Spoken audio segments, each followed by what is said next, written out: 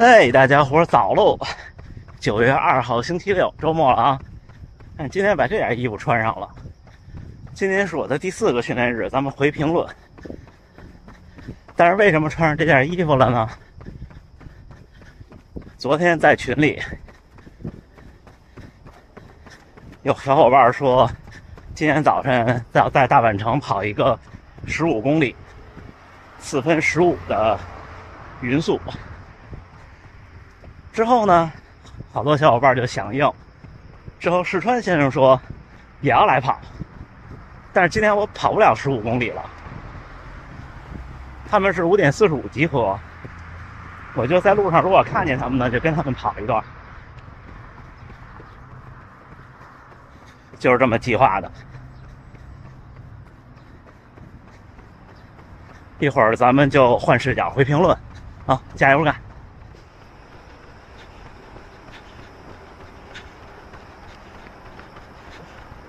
刚才迎面向我跑来这个人，我见过他几次，好像就是刚来大阪那2天碰见的那个高手。就从身高、体型、发型、眼镜，还有大概的姿势判断的。但人的身体状态确实会很影响自己的跑步状态。你看那天还舟车劳顿中，那天跑勉强进4分，还是冬天呢。觉得挺累的了。我觉得我这种日记形式的视频对我自己的帮助也挺大的。昨天看2021年这段时间的训练，还有看去年这段时间的训练，我就发现确实今年的训练的安排有变化，就是该慢的时候慢了，该快的时候快了。我也不知道这样会不会更好，对我来说。大家看到很多说专业运动员的训练方法不一定适合您自己摸索吧，要花时间去试。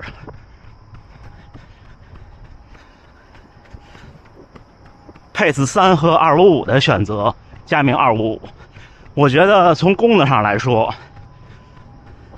如果您只跑步，就对我需要的功能啊，这2个差不多。至于性能，比方说，我觉得像比方 GPS， 虽然我没有用过255，但我用过955，我觉得大家应该都不会差太多的。您需要考虑的就是：第一，您喜欢哪个品牌；第二呢，您觉得哪些功能最重要？至于功能的比对就不用我说了，大家都去查一下就好了。pace 3做这个价格，主要就是因为我觉得刀法还行。就是我为什么觉得这块表我觉得挺喜欢的，是因为我不用的东西它正好也没有，这就省钱了。如果我买的话，很多小伙伴问这表不是买的啊，这表肯定不是买的，因为我提前拿到了嘛。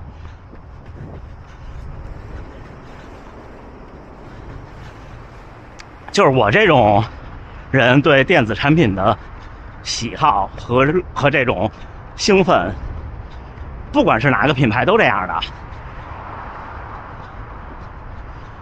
我不是指这个东西，就是你们看我的视频这么更新或者这么说，我不指着这个东西挣钱的。我是个特别怕麻烦的人，大家应该都看我这么长时间都知道，对吧？也有小伙伴说评论区里问缺点，其实我说的都是事实啊。缺点跟大家总结一下。第一呢，就是跟上一代比，对我有直接使用的影响的就是没有 ANT 加这个协议了。虽然我认为这个协议过时了，该淘汰了，但是现在对我来说还不完全是时候，因为我用 Stride 想要同时连接2个设备，必须是一个蓝牙一个 ANT 加，它蓝牙不支持2个，这也是导致我那天说切换主力训练手表的原因，就没办法了。之后就是所谓的我说的刀法了，可能有的小伙伴在意。大家记得我刚拿到 pace 2的时候，那时候已经是很晚之后了，就不是首发的时候啊。我就说屏幕有点暗，然后那时候冬天，抬手的时候它亮的也没有那么快，有小伙伴出主意说让它变成常亮，那时候还有视频呢。这一代也还是一样延续了一样的这种做法。就说实话啊，看惯了这块屏幕，基本上就像当年 iPhone 4刚出的时候，你看完了视网膜的那个感觉。这没办法，但是呢，屏幕其实是所有电子设备几乎是日常使用中最耗电的一点。就日常使用啊，咱们不抬杠，别说烧机或者玩游戏这种。然后昨天有一小伙伴说的特别对，就是外放声音。外放声音我原来习惯了，因为苹果这边没问题。你看我周三合练的时候我不戴耳机的，因为戴耳机跟人家练感觉不礼貌，那只能靠这个声。这边是没有外放的语音的，但是是有滴滴声的，这些都是事实啊。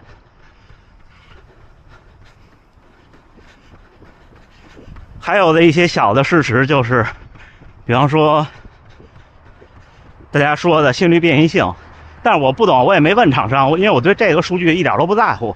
我看有小伙伴在意的，还去研究说可能会在后期的软件上加上，我不知道啊。我发现大家都挺细心的。昨天我那个心率测试，我后来就真正跑强度那10组的时候，把表带紧了一些，更紧了一些。因为一开始就那天跑到这儿的时候，昨天心率稍微飘了一下，飘了大概100米，就飘到160多。后来回去我就问，然后高知小伙伴给我发了个照片，就是手表得戴在这个手腕大骨头节以外的地方。就是光电心率这事儿啊，在手表上大家真的不要有太高的期待。它就像昨天为什么我没有拿心率带做对比呢？没意义啊。你显然是心率带更好啊，对吗？手表说实话，它能趋势是对的，其实我就知足了。也可能是因为我起点比较低 ，Apple Watch Ultra 这个真的不行。我最早用 S7 的时候，夏天勉强还行。至于生态这事儿，也不在我的考虑范围，因为我都能搞定。这就是我的真实的想法。回头我会专门拿一期说说缺点，我认为是对我的缺点，还有我认为对我虽然没影响，但是可能是缺点的缺点。毕竟它这个，就大家在任何一个情况下，很多时候都是应该一分钱一分货的，这没办法，是不是？您是厂商，您也不希望说赔钱卖东西嘛。就是很多时候我们想的，比方我又要这个又要那个还要那个，它不现实，它都是一种美好的愿望。一直在用细胞分裂法训练，这个后边我就不多说了，但是这个法是错误的，是害人的，大家一定不要相信。跑步就口鼻呼吸，只用鼻子呼吸，到比赛的时候换成口鼻，并不会让您更快。这就像带沙袋一样，你们看看练马拉松的运动员，有谁天天带着沙袋训练，然后到赛场上把沙袋一摘就健步如飞了？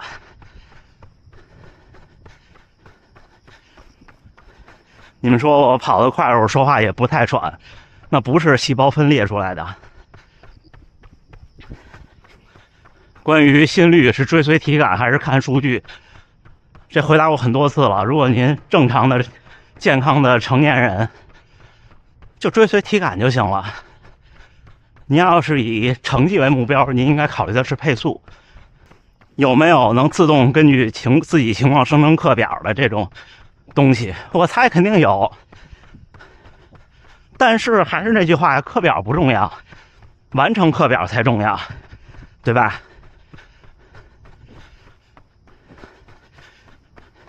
而且为什么这东西比较难呢？就是因为您很多事情您不是能够通过您的跑步数据就能了解您的，您今天累不累，各种的身体感觉都有影响。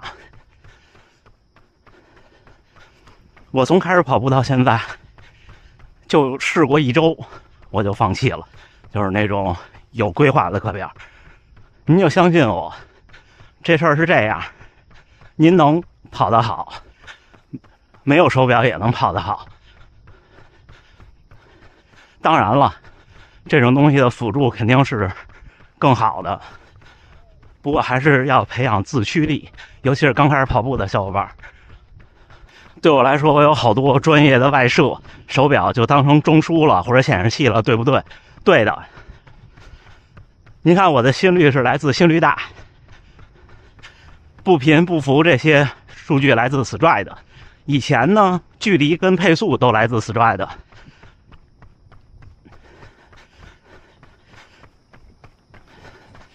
手表就是用 GPS 绘制一个轨迹，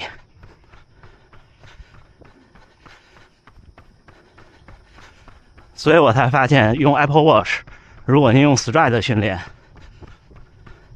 要比用它原生自己的那个 APP 训练省电的多，省1倍，大概我的测试，因为它没有那么多运算。现在 Pace 3的 GPS 来做了配速和距离，我不知道是不是到比赛中还这样做，要看比赛的环境。如果是北京那种就无所谓，如果是纽约、芝加哥那种，可能还是切回 Stride。还有东京比赛之后，我详细说了两边的距离，大家可以去看那天的视频。中考1000米满分是330，现在呢跑6到8公里，最后1公里冲刺只能跑4分多。问我有没有什么好的建议？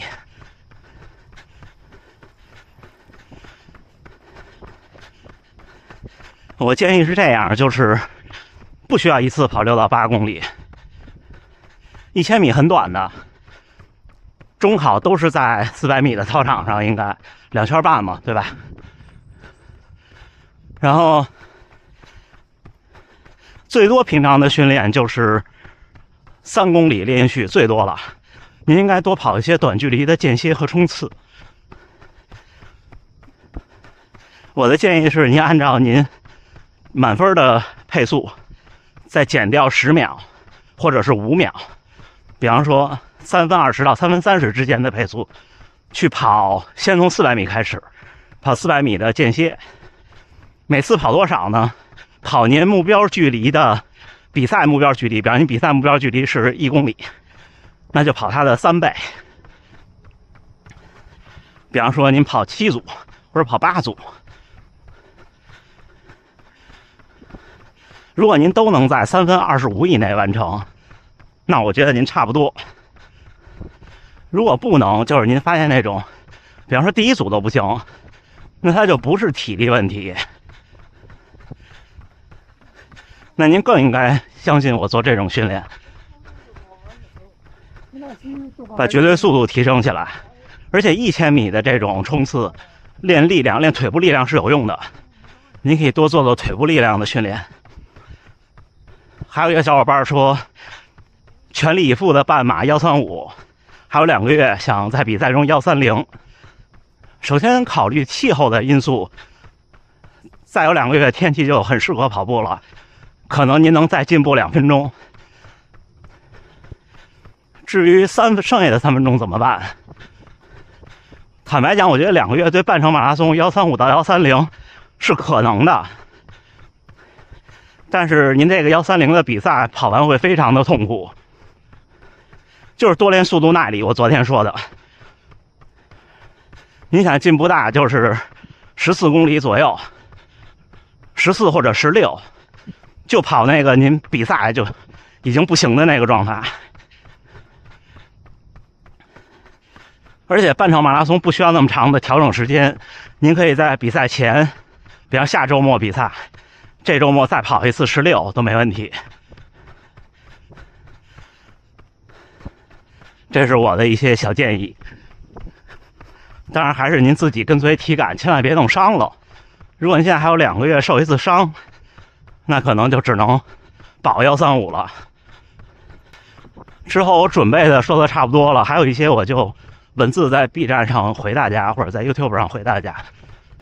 还没碰到他们跑配速的那几个人。今天在这儿跑2圈就回家了。有小伙伴说希望偶遇，我每天就在这儿跑。但是前2天不会像这2天一样在这儿不停折返，因为我还是觉得太短了，老折返不舒服。我差不多会在13、14公里的时候到达这儿。我每天基本上在5点半左右，或者更多的时候是5点半之前起跑。大家伙儿加油干，加油干！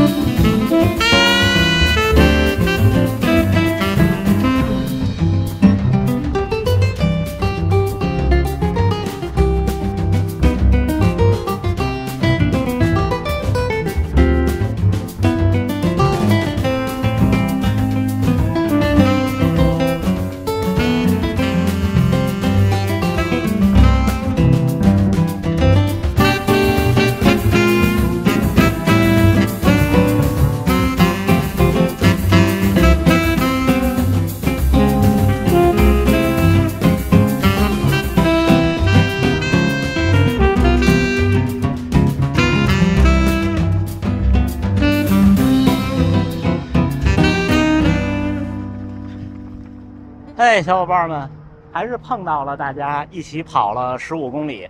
我现在是已经马上18公里了，他们是完成了15公里。看，熟悉的面孔，轰大丧的腰包，最远处是世川先生。跑了，现在是17.85公里，平均420。我是6公里的时候碰见的他们，6公里多。那之前一直是4分20，碰到大家以后，每一个基本都在4分10以内。昨天说的4分15。但是都挺辛苦，看很热的，你看到我这个汗，很热的。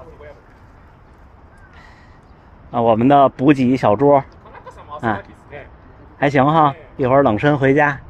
轰大丧还在跑，刚才应该在跟那位小伙再跑1公里，我没听懂，我还以为他要再跑一个来回3公里，我想就算了，我这儿回家现在正好是一个21公里。其实就是这样，就是那句话俗话怎么说？只要思想不滑坡，困难办法总比困难多，对不对？你看，先想到了困难，这就是这样。其实今天第4个训练日，昨天我还跑了个小强度，等于这4天有2天是强度课，然后今天也顶得还不错，而且状态相当好。所以这就是你不知道你自己的真正的机能边界，所以我才说不太会有人能把自己就是说直接跑出问题，因为你离你身体的边界差得远，你的心里就有边界了。真心话，小伙伴们，但是我不是说鼓励大家冒进，激进不冒进，好吗？行吧，那不跟大家伙聊了，还是祝大家能努力生活，健康平安，加油干，加油干！